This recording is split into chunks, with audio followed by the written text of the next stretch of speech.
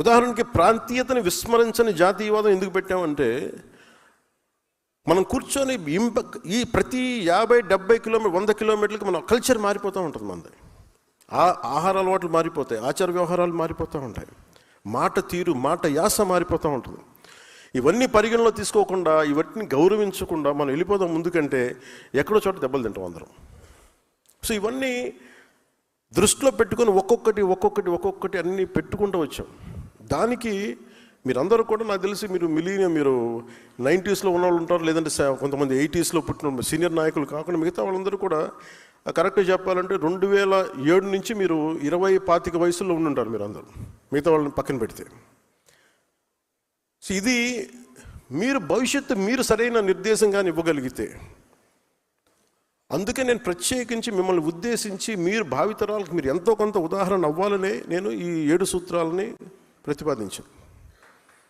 ఇది చాలా కీలకం. అంటే మీరు ఎందుకు దీన్ని అర్థం చేసుకోవాలి అంటే నేను నా భావాన్ని మీరు అర్థం చేసుకోలేనప్పుడు, కేవలం పదవి కోసమే అనుకున్నప్పుడు మటుకు మీరందరూ కలెక్టివ్గా ఫెయిల్ అవుతారు. ఇప్పుడు ఉదాహరణకి నేను కూర్చోబెట్టి ఎందుకు మనకి పర్యావరణాన్ని పరిరక్షించే అభివృద్ధి ప్రస్థానం అని ఎందుకు ఆ మాట మాట్లాడామంటే,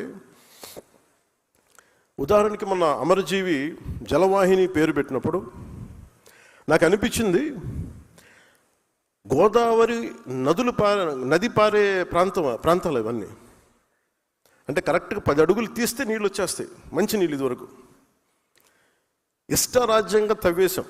అది మన అవసరాలు కావచ్చు, మన ఆర్థిక అవసరాలు కావచ్చు, మన ఆశ కావచ్చు, వ్యాపార విధానానికి కావచ్చు, ఆదాయానికి కావచ్చు. కానీ ప్రాసెస్లో ఏం చేసామంటే, మనం నీళ్లు ప్రవహిస్తున్నప్పటికీ నీళ్లు తాగలేని పరిస్థితులు పెట్టేసుకున్నాం మన ఆర్థిక ప్రణాళిక. అందుకని ఇప్పుడు ఏం చేస్తున్నాం, మళ్ళీ అక్కడి నుంచి ఒక రిజర్వాయర్ నుంచి నీళ్లు తెచ్చుకొని మళ్ళీ అందరికీ 3,000 కోట్లు 3,000 పైచీలు కోట్లు ఖర్చు పెట్టి నీళ్ళు అందిస్తున్నాం. అంటే మనం మనకి పర్యావరణాన్ని పరిరక్షించుకోలేకపోతున్నాం. మళ్ళీ దానికోసం అదనంగా అంటే మనకి ఎలా ఉందంటే, ఉన్న నీళ్ళని ఉన్న సహజ వనరులను చంపేసుకొని నానా చండాలం చేసేసి మళ్ళీ అప్పుడు ఖర్చు పెట్టే పరిస్థితి. అంటే ఉన్న భూమిని చంపేసుకొని మార్స్కి వెళ్దామన్నట్టు ప్లాన్ లాంటిది. సో మనకున్నది కళ్ళ ముందుది మనం రక్షించుకోలేనప్పుడు, మన కళ్ళ ఉన్నదాన్ని మన దగ్గర ఉన్నదాన్ని మనం పరిరక్షించుకోలేనప్పుడు మనం ఎంతని మనం చేయగలం. అందుకని పర్యావరణాన్ని పరిరక్షించే అభివృద్ధి ప్రస్థానం. అలాగే ప్రాంతీయతను విస్మరించిన జాతీయవాదం అంటే మనం ఎంత జాగ్రత్తగా ఉండాలి అని అనడానికి, నేను చాలాసార్లు కొన్ని ట్వీట్స్ చేస్తున్నప్పుడు ఇది మన రాష్ట్ర సమస్య కాదు కానీ మాట్లాడుతూ ఉంటారు కొంతమంది, నాకు కూడా సలహా ఇస్తారు. అంటే ఉదాహరణకి బంగ్లాదేశ్లో అక్కడ హిందువుల్ని చంపేస్తున్నారు, దీని మీద కూర్చొని ఇప్పుడు నేను ట్వీట్స్ చేస్తుంటే కొన్నిసార్లు, అంటే ఇప్పుడు లేదు కానీ కొన్ని సందర్భాల్లో నా దగ్గరికి మనకెందుకు సరే అన్నీ అంటారు. అంటే నువ్వు భారత రాజ్యాంగం, మన ఎంపీస్ ఉన్నారు, మనం ఉన్నాం, భారతదేశం రాజ్యాంగాన్ని కట్టుబడి మనం ప్రమాణం చేస్తున్నామని చెప్తాం. అలాంటప్పుడు భారతదేశంలో ఉండే ప్రతి విషయం మందే. అది ఎందుకు కూడా చెప్తున్నాను, ప్రాక్టికల్ కూడా ఎందుకో చెప్తున్నాను. అంటే ఉదాహరణకి అంటే నేను ఇదేదో ఒక చప్పట్లు కొట్టించుకోవడానికి లేదంటే basically we have to understand this part. గతసారి మనం బందర్కి వెళ్ళినప్పుడు లేదంటే తెనాలికి వెళ్ళినప్పుడు కొన్ని సందర్భాల్లో మన 2018-2016లో చాలామంది ఏం చెప్పేవాళ్ళు అంటే, ఉదాహరణకి గోల్డ్ పార్క్ వెళ్ళాం, మన బందర్లో గోల్డ్ టెక్ పార్క్ అది బందర్లో చిలకలు రోల్ గోల్డ్ చేసేది. అలాంటి చోట్ల వాళ్ళు ఏమంటారంటే, ఉదాహరణకి మనకి తెనాల నుంచి వీళ్ళందరూ వచ్చాయి కూడా చాలామంది స్వర్ణకారులు, వెస్ట్ బెంగాల్ నుంచి చాలా చీప్ లేబర్ వచ్చేస్తున్నారు సార్, మాకు ఉద్యోగాలు పోతున్నాయి, మాకు ఇదివరకు లభించినందుకు ఉపాధి రావట్లేదు. అప్పట్లో మనకు అంత అవగాహన ఓకే రాష్ట్రం నుంచి వస్తుంటారు కదా దాని, కానీ ఎందుకు వస్తున్నారు ఏంటని చూస్తే మనకి బంగ్లాదేశ్లో ఉండే వ్యక్తులందరినీ రోహింగ్యాలో గొడవలప్పుడు అందరిని తరివేస్తే, బర్మాలో కావచ్చు, అంటే మన నేబరింగ్ కంట్రీస్లో ఇంపాక్ట్, అక్కడ ఒక గొడవ జరిగి అక్కడి నుంచి వచ్చే మైగ్రేషన్ ల్యాండ్ లాక్డ్ కాబట్టి వాళ్ళు రకరకాల ప్రాంతాల్లో స్థిరపడిపోయి, అది ఈవెన్ మన బందరు తెనాలికి కూడా వచ్చేసినాయి అవన్నీ. అక్కడ స్థానికంగా ఉన్న ఉపాధి అవకాశాలు కోల్పోతారు. సో అందుకే అలాగే మీరు ఏ సమస్యని తీసుకోండి, ఉదాహరణకి ఇప్పుడు యుక్రెయిన్ వార్ జరుగుతుంది, మనకు సంబంధం ఏంటని అనుకోవద్దు. సడన్గా మన యూరియా పెరిగిపోయింది ధర అంటే యుక్రెయిన్ వార్ వల్ల. అంటే ఇది ఎందుకు చెప్తానంటే, సామాన్య ప్రజానీకానికి ఇది అవసరం లేదు, కానీ యాజ్ అ పొలిటికల్ లీడర్స్ మీకు అవగాహన ఉన్నదానికి, మీకు ఇది అవగాహన లేకపోతే అంతర్జాతీయ సమస్యల మీద, స్థానిక సమస్యల మీద మీరు బలంగా మాట్లాడాలి. ఎందుకు నేను ఇది మాట్లాడుతున్నాను, మేము ఇందుకోసం మాట్లాడుతున్నాను అని బలంగా చెప్పడానికి మీకు ఆ అవగాహన ఉంటుంది. అందుకు నేను చెప్తాను. అలాగే కల్చర్ మ్యాటర్స్. మన సిద్ధాంతాలు కూడా కల్చర్ గురించి ప్రత్యేకించి ఉంటుంది. భాషా యాసల్ని గౌరవించకపోతే, సంస్కృతిని గౌరవించకపోతే చాలా గొడవలు వచ్చేస్తాయి. ఒక్కొక్క 60-70 కిలోమీటర్లు మన ఉత్తరాంధ్రలో ఒక యాస ఉంటుంది, దాన్ని వెటకారం చేయడానికి కుదరదు. అది ఆ భాషతో యాస తాలూకు అందం అది. సో మిగతా జిల్లా వాళ్ళు అట్లాగే చూసుకుంటే చిన్నప్పుడు నేను వినేవాడిని అవన్నీ. సో అందుకని ఈ భాషా సంస్కృతుల్ని కాపాడకపోతే, గౌరవించకపోతే చాలా సమస్యలు ఉత్పన్నమవుతాయి. సో ఇట్లాగే అన్నీ పెట్టుకునే ఇవన్నీ కలిస్తేనే భారతదేశం అనే దానికి బలంగా ఉండడానికి ఏమి చెయ్యాలి అన్న దాంతో పెట్టిన ఇవన్నీ ఈ సిద్ధాంతాలు. ఇవన్నీ నేను నిలబడ్డాను కాబట్టి ఈ రోజున మీకు ప్రధానమంత్రి గారు కూడా మీకు అంత గౌరవిస్తున్నారంటే, ఒక ప్రాంతీయ పార్టీ, ఒక 2 ఎంపీలు, ఒక 2-3 ఎమ్మెల్సీలు, ఒక 21 మంది ఎమ్మెల్యేలు ఉన్నది ఇంత బలంగా ఎలా ఉంది అని చాలామంది అడుగుతూ ఉంటున్నాను. జాతీయ స్థాయి నాయకులు, ఏ పొలిటికల్ పార్టీకి కూడా జాతీయత ఆలోచన విధానం చాలా తక్కువ ఉంటుంది. భయపడతారు, మనకి ఎందుకు లేని ఇవన్నీ. ఇది మనందరి రెస్పాన్సిబిలిటీ, మనందరి బాధ్యత. అందుకని మీరు దీన్ని చాలా చాలా బలంగా తీసుకోండి. దీన్ని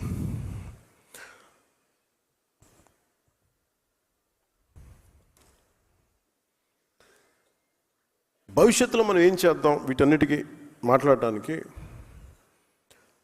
ఇంకొక 3.5 years టైం ఉంది. ఇంకా మనం చేయడానికి చాలా ఉంది.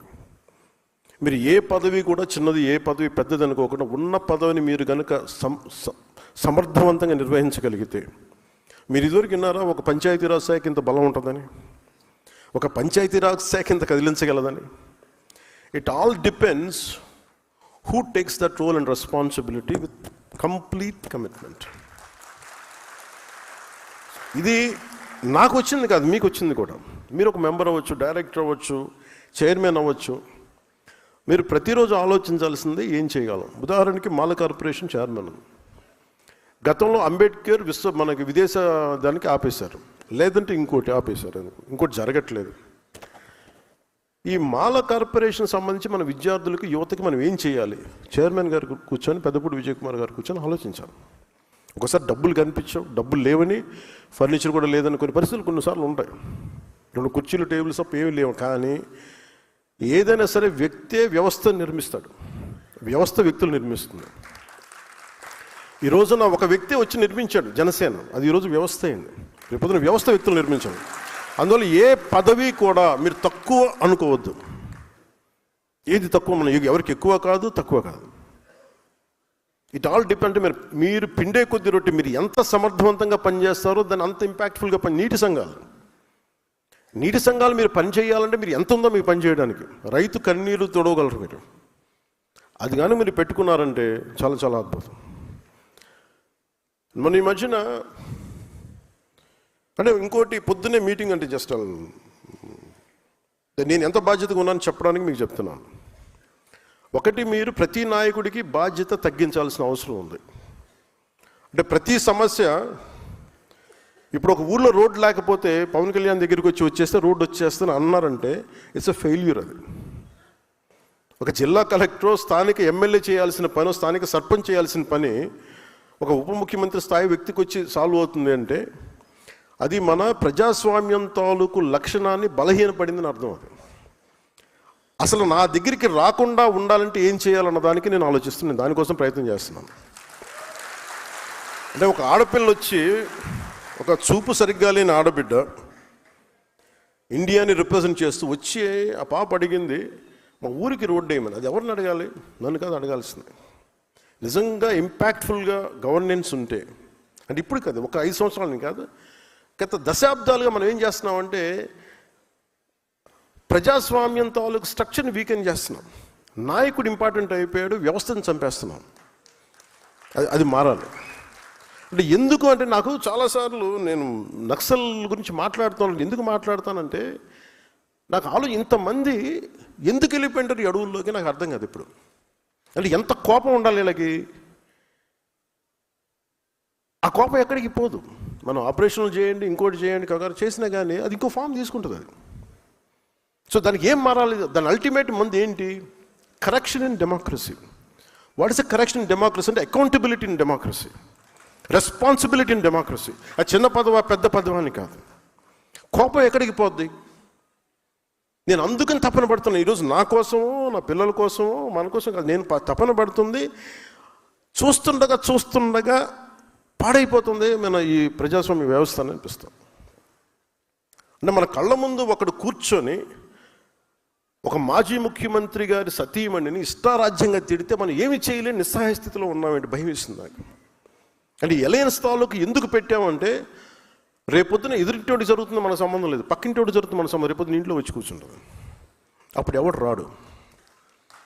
అంటే కొన్నిసార్లు ఎందుకు నేను 10 సంవత్సరాలు 15 సంవత్సరాలు మాట్లాడుతుంటానంటే అదేదో మనం తగ్గాలనో ఇంకొకరు పెంచాలనో అని కాదు. అసలు ముందు ప్రజాస్వామ్య వ్యవస్థని బలోపేతం చేసిన తర్వాత, ఒక లెవెల్ గేమ్ వచ్చిన తర్వాత అప్పుడు వేరే ఆలోచన. Till then I want the strength in alliance. ప్రజాస్వామ్యాన్ని బలహీనపరిచే పరిస్థితుల్లో అందరం మన